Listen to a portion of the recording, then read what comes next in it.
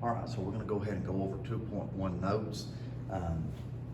If you're a remote learner today, we will sort of tell you what you need to condense down as far as your writing. Please remember that on Friday, a notebook check will be for your cohort, and if you don't have notes, you will not be able to be counted present for the remote days of the week. So make sure that you're writing notes, all right, for your attendance, but you need to be writing notes and watching the lecture in order to be able to stay up on the content. So you need to be able to do that and make sure that you are doing that and being consistent with that as far as this unit is concerned. All right, with 2.1, we're going to analyze the structures of national, state, and local governments in terms of ways that they are organized to maintain order, security, welfare of the public, and protection of the citizens. Some of the big ideas that we're going to talk about is the governmental systems that establish the structure of government. The Constitution attempts to balance power between the levels of government. So that's what you need to know.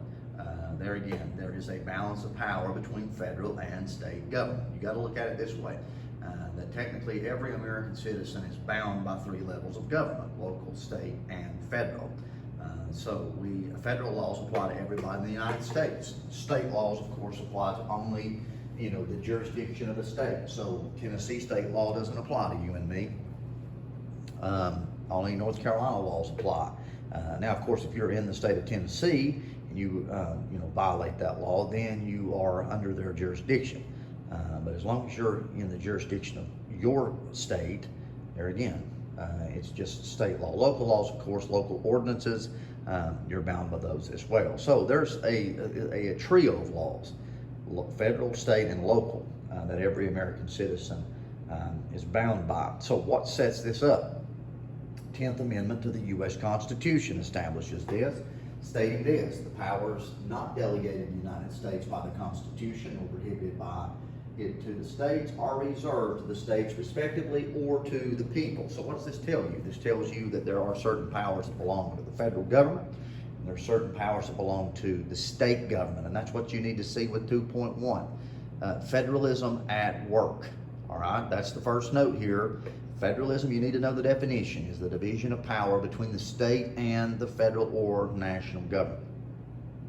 Meaning that some powers belong to the national government, some powers belong to the state, and some are shared by both. Note that the expression of federalism is found in the 10th Amendment to the U.S. Constitution. And it's an ongoing debate on certain topics in the United States. Controversial pieces such as the legalization of marijuana, abortion, same-sex marriage. All of those types of topics oftentimes are discussed and conversed that they think that they should be decided by the state, or the federal government should step in and sort of nationalize and allow all 50 states to adhere to the terms. So it's a big argument between state power and federal power. It's always been an issue. You saw that with the Federalist and the Anti-Federalist. You saw it in the American Civil War between federal power versus state power, and you see it today. How do states respond to certain subject matter? And even with the coronavirus that we're dealing with, and that's really your assignment, or one of your assignments for this week, is looking at COVID-19 and looking at it from a federalism-based perspective, and doing that web quest and filling that out. And that is something that you'll have to do for today and work on it tomorrow. It will be due on Friday, but nevertheless, I would take the initiative and work on that. We're only going to be about 2 or 3 assignments we're going to have for this week. But anyway, you need to know that about federalism. All right, so structures of the government. All right, we're going to look just real quick at some powers that belong to the federal government. They are expressly mentioned in the Constitution, meaning they're specifically there, literally there. So if you read the Constitution, you will see that one of the express powers is maintain an army and a navy. One of the powers is a declaration of war. Congress, the legislative branch of government, is the only branch to declare war. Coining money, okay? The Federal Reserve coins money. That's a power of the federal government. They print money. So there again, it belongs to them. It's specifically mentioned. Regulate trade, make all laws necessary for carrying out the delegated powers. So you need to, when you write this out, you need to note that the powers of the federal government are referred to as expressed powers. So over to the side of the left of powers of the national government, put expressed powers. You need to know that. All right, powers of the state government, the conduction of elections. All right, there again, big issue right now is mail-in voting. Are states going to allow mail-in voting? Are they going to, go along with that? Trump right now is suing a lot of those states that's trying to issue mail-in voting. So there again, states are in charge of the conduction of elections. States are in charge of the establishment of the school system. All right, so your state governor closes the school last March, the last quarter of the school year.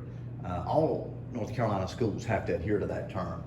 For example, when we begin school, are we going to take the A-B plan like we're doing now, or are we going to go all remote? Those were the two options that the governor left the school system. It wasn't issued by the president, it was issued by the governor because the schools are state. All right, there again, we're just dividing the power. Regulation of business in the state, establishment of local governments, regulating marriage.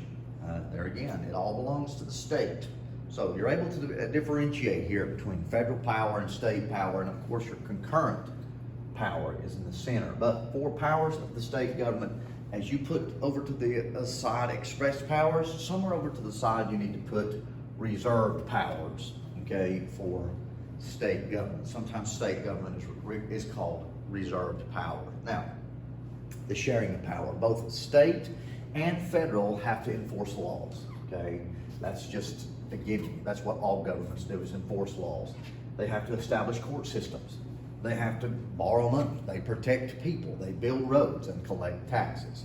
That's why when you are on a public job and you look at your gross pay and your net pay, you see a differentiation. What is adding to that differentiation is the federal taking so much of your tax money or to so much of your income to pay to pay the federal government. You're paying so much at the state government. So they need revenue, they need money in order to be able to operate. All right. Shared powers can also be referred to as concurrent powers. CONCURRENT. Concurrent powers. You need to add those terms. Expressed on the federal side, reserved on the state side, and concurrent somewhere in your drawing of the chart in the shared side or in the middle of that, okay? So make sure there again, it's a really good diagram to help you understand a division of power here and a sharing as well, okay? This represents federalism. All right, so we should know by now the executive, of course, the president, the judicial, Supreme Court, and legislative is the House of Representatives, and the Senate, which is our bicameral Congress. You don't need to write that. There again, you should know this by now. We're moving on to our court system. All right, so here's what you need to do. I'm going to move the tripod here and over to the whiteboard. This is maybe a little bit easier to understand a very complicated situation as far as the courts here. All right, I'm going to turn it around here.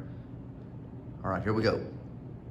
All right, so you have this here. You have your federal court system and you have your state court. All right, you technically have two court systems in our court systems in America, federal and state. All right, this is the way that they're going to work. All right, in your federal court, you have the lowest court, okay, which is trial court. Now, there are 94 U.S. district courts, which is, of course, trial courts. Trial courts have original jurisdiction, meaning this is where most court cases are heard first. All right, it is your lowest court system on a federal scale. Okay, the middle tier as far as court system is your appellate court. There's 13 U.S. Circuit Court of Appeals. Some of the notables of an appellate court, that is a party that is not satisfied with a district court decision, can appeal to the appellate court in their district. All right, here's what you need to know about an appellate court. The only thing that they're going to do is examine mistakes made in a lower court system. All right, they're not going to review the facts of the case or take on any additional evidence in an appellate court. They're only checking to see if mistakes was made in a lower court, mistakes such as, a violation of due process. Maybe your rights was not manifested in the lower court, and your lawyer picks up on this or sees this, and so he encourages to make an appeal. You have that right to do so. There again, that's just part of due process of law. You have that ability to go to an appeal. But there again, It's only if there is happenings or a mistake in your lower court. Otherwise, the decision is going to be very symmetric. All right, your federal there again is the highest court in the United States, the highest court of appeals. On a federal scale, the U.S. Supreme Court is the final court of appeal. The U.S. Supreme Court is taking on court cases that affect the entire nation, violation of civil rights. The issues such as abortion, the issues such as same-sex marriage, and it affects all Americans, not necessarily relegated to one or two persons. So that's the tier system. It's kind of an easier way to understand a very complicated system as far as our court. But that's basically it. All right, your federal court. Your state court is the same way. All right, your lowest court as far as in a state setting is your trial court. It too has a court of appeals, a state court of appeals. Person dissatisfied with the decision, mistakes was made in a lower level court, they can appeal. Okay, your highest court is the North Carolina Supreme Court. All right. Remember, a violation of state law is going to appear in state court. A violation of federal law is going to appear in federal court. All right, that's where you got to look at it. Okay, so make sure you write that down as well. That's kind of beneficial for you to be able to see that. All right, so we're going to come back over now to the smart board here. All right, we'll come back here and we'll go over just a little bit there again by review. All right, so here's what you need to write down. Remember with your trial court, now this set of notes is for federal court. Just remember your state court is very similar to the federal court. All right, your federal court here, the United States District Courts, trial courts, or courts of original jurisdiction. Make sure you write that down. Okay, you need to know that where a court case begins first is known as original jurisdiction. Okay, so this bulleted point and this bulleted point will give you what you need for trial court. All right, your appellate court. All right, what you need to write here with an appellate court is this. Okay, appellate court only examines mistakes of laws. Okay. Next bulleted point, they usually will not review the facts of the case or take on any additional evidence. So you need to have those two written down, okay, for an appellate court. All right, the Supreme Court of the United States is the highest court system, okay, right here, the final court of appeals. Here's what you need here. Now this kind of gets misconstrued. All right, there are 9 judges and 1 Chief Justice. Most students think, well, then that means that there's 10 Supreme Court justices. What this is referring to, there are 9 judges all total, meaning that there are 8 associate justices and 1 chief justice. There are 9 judges all total, not 10. 8 associates and 1 chief, giving you a total of 9. The Supreme Court is located in Washington, D.C. There again, it kind of operates the same way. If a decision can't be made in appellate court or a state Supreme Court, it could go to the U.S. Supreme Court. Most time, the major notables of the U.S. Supreme Court is deciding on issues that affect the entire nation. Okay, so remember that information about your court. Whether you're talking trial, appellate, or supreme, on federal or state, they have the same working function. So just remember that. Okay. All right, so some of the things that would land a person in state court, there again, you just jot down a few. That's what we've done in class, like family law issues, real property issues, probate. There again, somebody dies and leaves a will, or has a will and leaves an inheritance. Who gets what? Sometimes families dispute those kinds of things. State court, not federal. Traffic violations, state court. All right, so some things, federal court is related. There again, tax evasion, Social Security problems. Civil rights issues, it's a violation of federal law and therefore federal court. Patents, copyrights, somebody steals somebody's invention and then tries to recreate. Bankruptcy, disputes between states, crimes committed on federal property is going to land you in federal court. There again, state or federal, the concurrency here is pretty basic. All right, so just jot down 2 of the states, 2 or 3 of the federal, and you should be fine, just for example's sake. All right, Article 3 of the Constitution guarantees every person accused of wrongdoing has a right to a fair trial. So this is referred to as the judicial process. So some of the things associated with the judicial process, for example, judicial independence permits the judge to make decisions that he believes are fair and just. All right, not necessarily his opinion, not necessarily what he thinks popular, but what is fair and just. That is the way decisions should be made in a court of law. That is a characteristic of judicial process. Open proceedings. It's important that people see that the courts work. So there again, the public is included into trials if they so choose to come. You know, I know certain cases in yesteryear, the O.J. Simpson, the police officers in the Rodney King beating. I mean, people would flood the courtrooms to be able to do that. So they want to be able to hear those. And you have that availability through open proceedings. And probably the biggest of the three here is equal treatment. The courts have to be fair. Judges must not be or show partisanship to one side or the other, have any bias. The goal of our courts is to provide equal treatment to all people.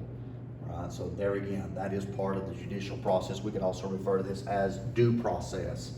There again, equal treatment is a must in order for our court systems to function correctly. All right, we'll skip the government agencies, and that's all of the notes for 2.1. Make sure you are working on that COVID-19 federalism assignment. If you have any questions on that assignment, don't hesitate as far as, respond to me on Google Classroom. That's what we're going to work on in here tomorrow as well. So my advice would be to get a lot of it done today, get some of it done tomorrow, and that way that you're not carrying throughout the week with that.